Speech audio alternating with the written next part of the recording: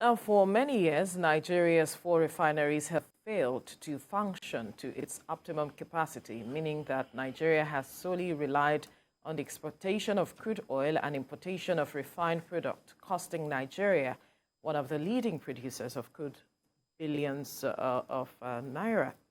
Now, this action has been frowned upon by many state players, describing it as wasteful and encouraging the federal government to restore the refineries to full functionality, a task that has so far proven difficult to accomplish, as despite the huge sums allocated for turnaround maintenance, the country's refineries remain comatose. This perhaps is why the federal government is considering privatizing the refineries, a decision strongly being kicked against by the Petroleum and Natural Gas Senior Staff Association of Nigeria, Pengeassan, saying they oppose all plans to sell off the refineries. They want the federal government to tread cautiously and rather fix the refineries, insisting that it would greatly benefit government if its policies are channeled towards infrastructure development of the oil and gas industry. But joining us for this discussion is the National Operations Controller of the Independent Petroleum Marketers Association of Nigeria, IPMAN, Mike Oshatuyi. Good morning. Thank you for joining us on TVC Breakfast. Good morning. Good to see you. Nice to see you again. Great. The government has said it was going to do turnaround maintenance, yet the refineries still remain as it is. There's not much being seen with regards to the refineries, delivering on what is expected. Even one of the presidential candidates had said that he was going to sell it off as well. Now, what is the concern with regards to government saying it wants to privatize the refineries? What is the concern your association has? Thank you, and good morning. If you see that in the last 25 years, the government has spent over $25 billion in TM in trying to maintain this refinery, which has failed. And government has no choice than to make it private. If you look at private is private. It means that you are taking it out of control of government, of politics, and all those antics of being under control of the government. When you privatize, you make it more easy to manage. It's going to be out of the government control, and then you are going to have quality products and also maximize operation and reduce costs. So all those things are why government say, okay, they have to privatize. And coming back to Pengeassan, that they said they don't want it. This is where they eat, right? And GMD of NPC, the group CEO, Mr. Kyari, who is the father of Pengeassan. He was with them, right? I'm still with them. He said last year, May 22, that because of the way they manage the refinery, that is why we are where we are. It's in support of this privatization because they know that they have failed. So government has no choice than to privatize. Look at Saudi Arabia, Aramco. Yeah. It was about $2.4 trillion. It superseded Apple. It has overtaken Apple. Last year they made $161 billion profit against $114 billion profit they made in 2021. Right? And they declared about $92 billion profit. Dividend. So it's being owned by Saudi Arabian government, but at the same time, it's being controlled privately. They had it over to the private sector. Though they did, in 2019, they did IPO of 5% with the Saudi Republic. But you can see that a country that was, a company that was able to make over, going to $300 billion profit in 2 years, you can see the result they have. So we have no choice than to privatize our refineries. That's the best way to go. Right. All right. The Nigerians still fail to understand this concern. This is not the first time there's the move to talk about privatizing refineries. But then, each time this comes up, there is for instance, one of the officials was saying that if they privatize refineries and remove subsidies, that Nigerians will start buying fuel at 700 naira per liter. and all of that. And the moment you talk about these prices, it begins to set off a kind of a feeling in the minds of Nigerians looking forward to a bleak future or a confused future where there's going to be so much spending on so many things, or hardship, as the case may be. What are from your engagement, what are the concerns that these people have that makes them become uncomfortable every time they talk about this? Yeah, you see, the pump price, either 700, 750, 500, depend on crude price, and so it depends on the exchange rate. As at today, crude goes for $69 by barrel, and at maybe 760. If you are buying spot at that percent of it, then the pump price will be around 550 today, because the crude has come down. Okay. Price has come down, right? But when it was about, a month ago, it was about $80 per barrel. You're talking about 750 per barrel. Pump price. If you regulate, and the income we are getting from it is being channeled appropriately for the benefit of Nigerians, then there will be less effect. But know that we have abandoned what is normal for the past 30 years of good roads, rail, and other infrastructures, which we cannot fix in one day. But at the same time, we have to start from somewhere, right? If government channel the excess income we are getting from the regulation, then and invest it judiciously, then I think Nigerians will. But the question is, what makes these people uncomfortable with the idea of privatizing refineries? Because the chua will stop now. How do you mean by chua? Yeah, you see, the Pengeassan members are the staff of refineries. So why as they fail to make it work? That's the question. So now that they want to take it from their hand, they are crying again. If other countries refinery can work, why has our own fail to work? Between 2014 and 2020, we have spent about 1.6 trillion on this maintenance of this more refineries. So should we continue like that? So they can't continue to be harassing Nigeria under Pengeassan. So I don't know. We have to do things well in this country. The biggest refinery is in India. They produce 1.2 million barrels per day. Followed by the one in Venezuela. And even in South Korea, we have about 3 refineries that are number 3, number 4, number 5, and 6. And they have a combined capacity of about 2.4 billion barrels per day. Then, thank God we are being saved by Dangote, who is coming behind as number 7th biggest in the country. In the world. If not, we're going to be nowhere. Right. So, Pengeassan should not come in this area because they are afraid. All right. Now, you mentioned something while you were addressing one of the questions he asked, talking about the appropriate channeling of the funds, the excess funds that you said from deregulation. What will be the appropriate channeling of those funds that Nigerians can benefit from, such that they wouldn't be afraid that the sale of refineries, the regulation, they would not benefit from it? Now, usually we are spending about 7 trillion every year on subsidy.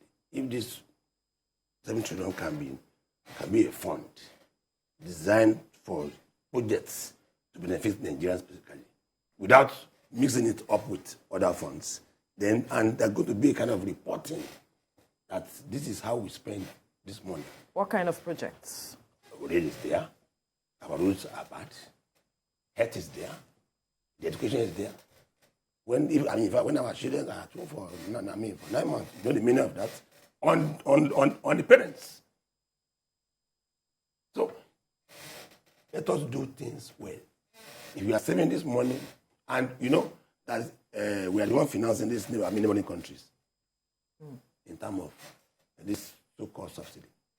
That is truth. If you go to to data, yeah, they said we consume 60 million barrels per day. But if you remove subsidy, it will drop to 40 million barrels per day. It will drop. 20 million is the one they are taking to other places. So we're going to now know what we consume, then correct statistics, which will be good for planning. So, and then the market fundamentals will come to play. And we're going to get good service to the public. Pricing will be okay, right? And so many benefits. Then there'll be competition. And in fact, you try to provide services better than your neighbor, and then Nigeria will get better. But my fear is that this money from regulation will it be used appropriately. Why are you afraid? Don't you trust the government? I'm afraid. If the country cannot build a refinery for so many years, and a single person came on board to do it in 6 years, you know the meaning. These $25 billion we have spent on TAM for the past years can give us 2 refineries when we still have a very sound exchange rate. Why have we failed to do it? That's the question. That's the reason why TAM, to privatize is the best. The $25 billion we are talking about is being managed by this Pengeassan, some people. But they're the senior staff association of they're the one up there in the NPC. So they have no more to talk. You mentioned Dangote refineries earlier, yes. Refinery earlier. How much of a game changer will that be in this whole petroleum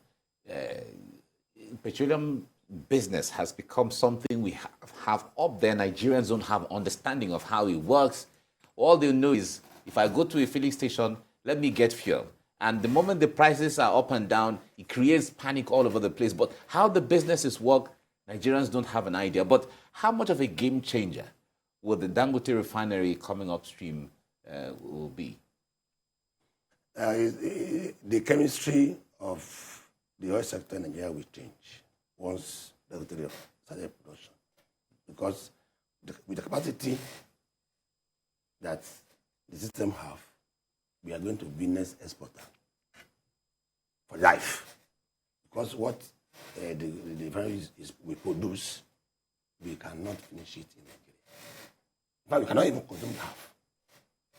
So, we're going to produce about 58 million liters of petrol a day. And when they regulate, maybe our consumption comes to about 40. So the excess will be good for export. And I think it's going to produce about 10 million liters of diesel and 8 million liters of aviation and kerosene per day. So it's going to be a game changer. And there won't be cost of shipping from Germany or Russia, all these things. And all these shipping costs will be off. The price will come there to be. But at the same time, it's a business. Right? It's free to buy it's crude from anywhere. It's cheaper if it's discounted for the company. And if it's buying also from Nigeria crude, it's going to pay at reading price, not free, but it's going to change the chemistry of the oil business in the country. Now, Pengeassan is proposing the NLNG model, where the federal government has 49%, while the private sector owns 51%. Don't you think that could work? No, that's a good one also, right? But I've not had that one. But if that is what they are saying, right, it means they are taking it off the control of the government. It means government is no more having the controlling chair, right, in the system. So if that's what they are saying, fantastic, because we have got success in energy for years, and they are expanding and they are doing well, and they are paying dividends every year to the government, billions of dollars. That model also is not bad. When you privatize, there's so many ways you privatize. And then you list it, or you divest, right? Or you appoint people that we. So there's so many ways to privatize. Even you can even list and give option of buying of so there's so many models but at the same time, privatize means that the control is totally out of government hands. Yeah. And that is key. Because when you don't privatize all these politics, everything. Look, if Nigeria want to put up a refinery today, it will take another 2 years to design. It will take another 1 year to fight on location, where to locate the system. The one they are talking about, $20 billion for refinery, for Dangote, they will say it's $60 billion. And another 2 years, they will say you want to review up to $80 billion. So that is the problem in this country. And this is the solution. So the red government take his hand off from this thing. And thank God, the GMD and NPC, the new CEO, Kyari, is in support. If it's not in support of this system, he could have also used one excuse to put spanner into this system. But we thank God that the new NPC now is going towards modeling of Saudi Arabia Aramco. You can see them bringing white staff to head some agencies, which some Nigerians are kicking against, which they are free. And I'm going to see reform. Because if look, in the last 2 years, Aramco benefited from the increase in price of crude oil, and they also intensify more production. Right? So if that gap is there and we fail to key in and they want to privatize, then you want to block it, it's not possible. It's not possible. As I'm trying to do things right, so that we can have legacy our children. We saw a few years ago, government decided to issue licenses for modular refineries. Yeah. And since then, Nigerians have not seen those modular refineries. There's one in Edo State which the government there took advantage of. But then we didn't see all of those refineries springing up because Nigerians were told that these refineries will spring up all over the place, and then some of them will take care of local enclaves, local regions and so on, so that it reduces the pressure on the major refineries we have. But what do you see as the challenge in that regard? You cannot give me food and hold my hand. Right? You cannot, it can't work under a regulated system. A regulated system? Yes. Nobody will put his money in refinery under a regulated system. But when you regulate, then the government hand is free and you allow the market forces, fundamentals, to determine the price. So there will be competition. But when we regulate, and you want me to come and be producing, at what price would I sell? You mean to be selling at 190, 200 when the cost is about 400 naira per liter. So it can't work. That's the reason. So with regards to we injecting so much monies to turn around maintenance, and over the years we have not seen any result, what do you say is behind all of that? Because there are those who have said political will and all of it. What is really behind it? It's mismanagement. That is true. Kerry said it last year. In May last year, 2022. And when he was addressing the House of Rep, that was questioning what are the problem of these refineries. He said it to them. He didn't hide it. Right?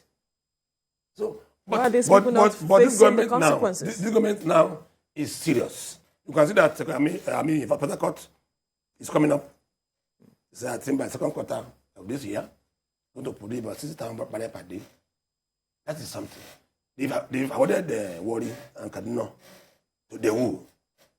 Right? That will also will come up. It means it depends on people that are on seat, people that are drivers of the system.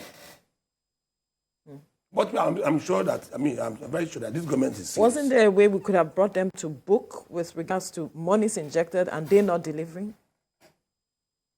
They say garbage in, garbage out in computer, right? It's government versus government. So if they fail to do their job, then that means there's something's wrong. Am I going to probe them?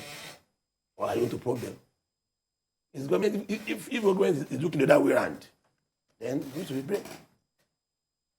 So it's government versus government. All right. Because government owns an NPC. Government also give them the fund. If the fund is not used, why does government fail to ask questions? That's the issue.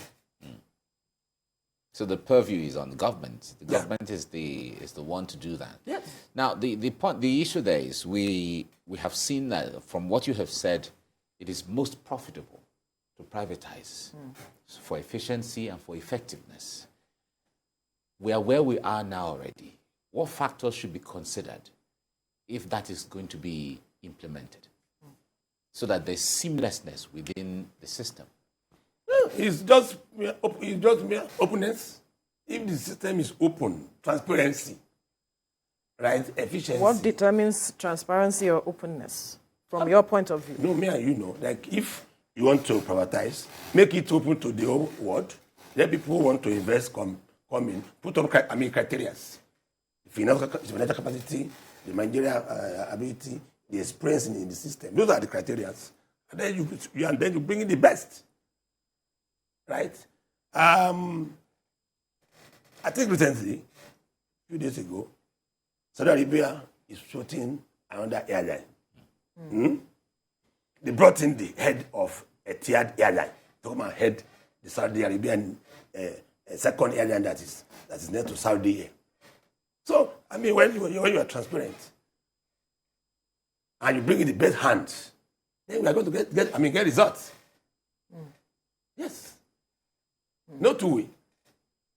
But do you think there's something wrong with our system generally? Because there are some Nigerian oil and gas experts who are even consultants to the Aramco you're talking about, to Texaco, to all of these Petrobras and the others, who are consultants, global consultants.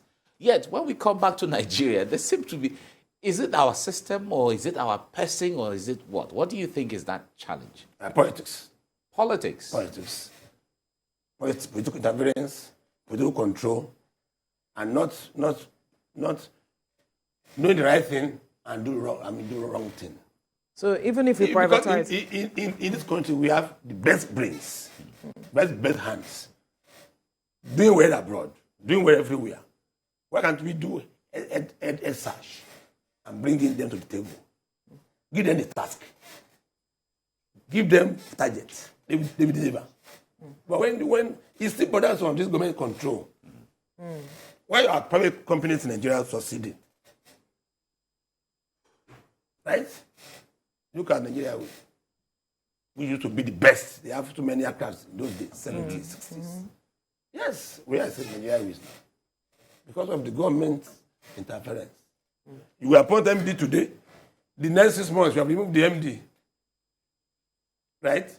If you have any projects for federal government, by the time the government comes in, abandon it. But if it's a continuous operation that is free, then there's going to be progress. So let us use politics. From what you said, it seems politics can still be played, even despite looking at privatizing it. Well, I know when you privatize, you have already taken it out of government control. And the people that are in charge, we want to deliver results. And we would like to fail. Right? If they have succeeded from where they are coming, where will they fail now? Right? That is why you see some people resigning. If under the government control enterprise, if they want to go against their conscience. But when you privatize, they have no say. No, they're going to benefit. Like, okay, Saudi, we are talking about Aramco. The 95 billion dividend, they own 94.5% share in that Aramco. And that the dividend is going to them. Right? They're benefiting from privatization. So though it's a very old company. I mean, it was established in 1993. I'm very NPC in 1977. But they started drilling in 1938. But at the same time, we have to start. They are the world's biggest oil company in the whole world. right? But at the same time, we have to start from somewhere. So we are trying to copy Aramco, which is okay. We're going to get there. We have a new government coming upstream or coming on board, and Nigerians, every sector of Nigeria is looking forward to how things are going to change. What are you looking at when it comes to the next dispensation? Of course, the government during the campaigns, Tinubu, who has won the election as declared by INEC, has said that they are going to create a lot of reforms within the oil and gas sector and also remove subsidies and all of that.